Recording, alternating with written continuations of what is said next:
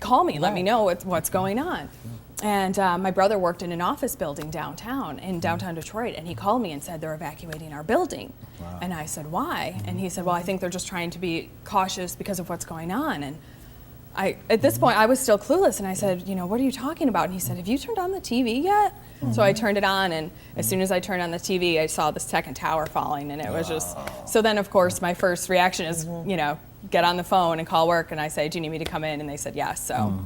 And then that was just such a crazy day because people were still just trying to figure out what exactly had happened, right? And so just being at the station and working the phones, and it was amazing how much work we put into it and that was something that all stayed national for days. So, but just being here, going to blood drives, things like that was, I think that's one of those things you never forget where you were that day. Yeah, no, you don't. And that story never ends either. Just right. You're constantly, wow. Well, I just heard something this morning. You talk about stories in the sense of, this story about the young lady that had been abducted as a baby and just was reunited with her birth family after 23 years. Right.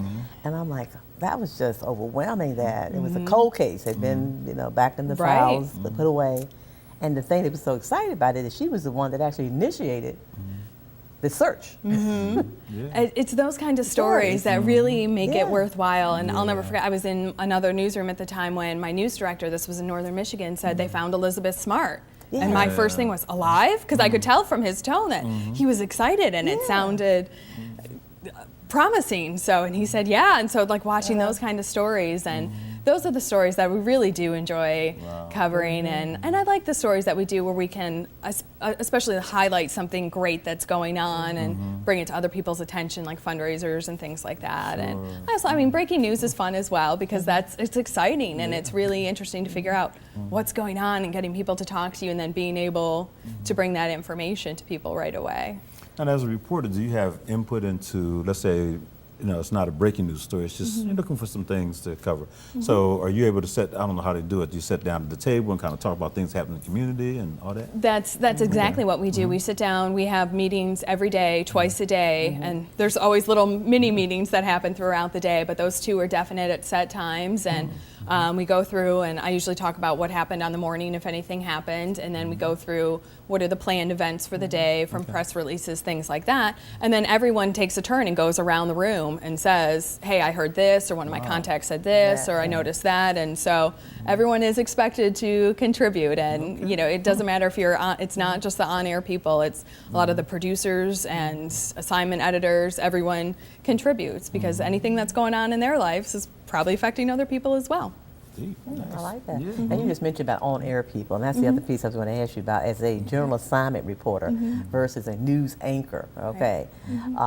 Do people have some feeling about that too, preference that they prefer to possibly be like yourself, a general assignment, reporter versus in-house type of person?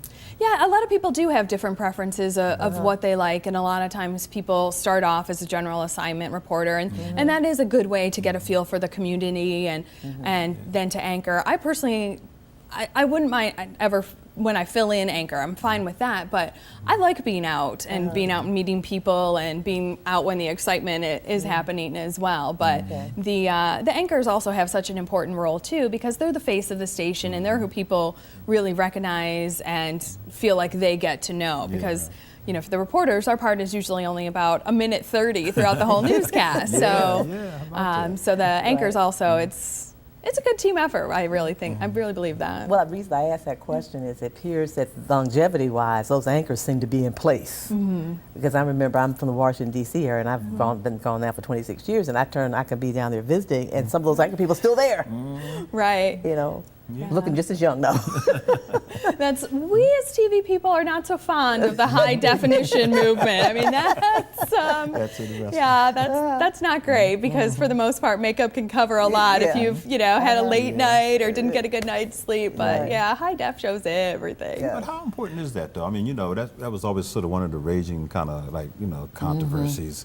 A person comes on. I mean, how important is the outer and the physical and all that kind of stuff? If a person's really good at what they do, Right. So, and I do believe that if someone's good at what they do, then they certainly can make it in this business. Absolutely. I think as far as appearance, most of the time, you just really can't have anything that's distracting from what you're saying. Like if you're changing your hair all the time and something, then someone would say, like, oh, Jamie cut her hair again, and then you're not paying attention to what they're saying. So I think that's why a lot of it is.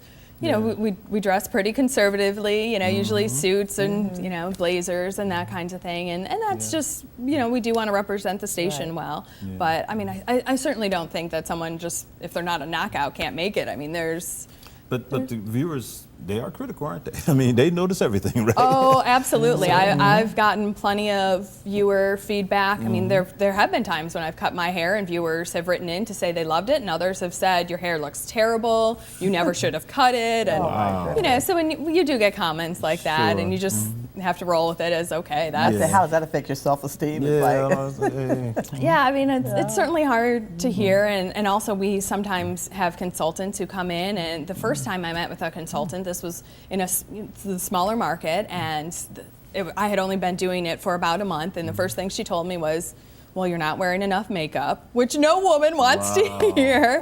So, I mean, you certainly have to get used to hearing that kind of thing. But I think it's a small part for the job that we get to do, because I do think it is a great job. So what's the, I guess, lack of better words, like the skill set? Let's say someone is really interested in being a reporter, and they want to do a TV and that kind of thing. So is it the ability to write, ability to relate to people? Because you have to get the story as well, right? People forget about that. Right. So what's the skill set? There is a lot of that. You have to be able to interview someone, and especially if what I do a lot of times in the morning is I'm interviewing people who maybe haven't been on camera before. So even though it's not the part that you see, it is my job to make sure that they're comfortable and that they're prepared, because I don't want someone to come off looking bad. Now, if you're a bad guy, I've got no problem with that. But if you're someone who's being a guest on our new show, then I want to make you feel comfortable and look good and be able to answer the questions and get the information out to the audience, which of course is the most important thing. So, and then also with the writing, it is a different kind of writing than, as I said, newspapers. So you do have to be able to write, and a lot of times you have to be able to write quickly, because we do have these deadlines that if the show starts at 5 o'clock, you can't say, oh, I'll have it for you at 5:10. It doesn't work. You have to be ready to go. So having the kind of personality also that you can work well under deadlines. That's a huge part of it. Wow.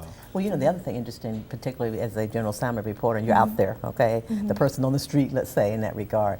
You don't use teleprompters, do you? No. You don't use that at all. Right. The anchors do have the teleprompter in the studios, but the people who are out in the field, that's just all off the top of your head. So that certainly, and that's a learned skill. I don't know anyone who is just great at it right off the bat. And that's the other thing I say about it. It's great being in the small market, because that's where you learn to do that, so that when you do get to a big market like this, that you come off well. And there's always, when you're doing it live, things happen. You forget what you're going to say. You stutter, you stumble.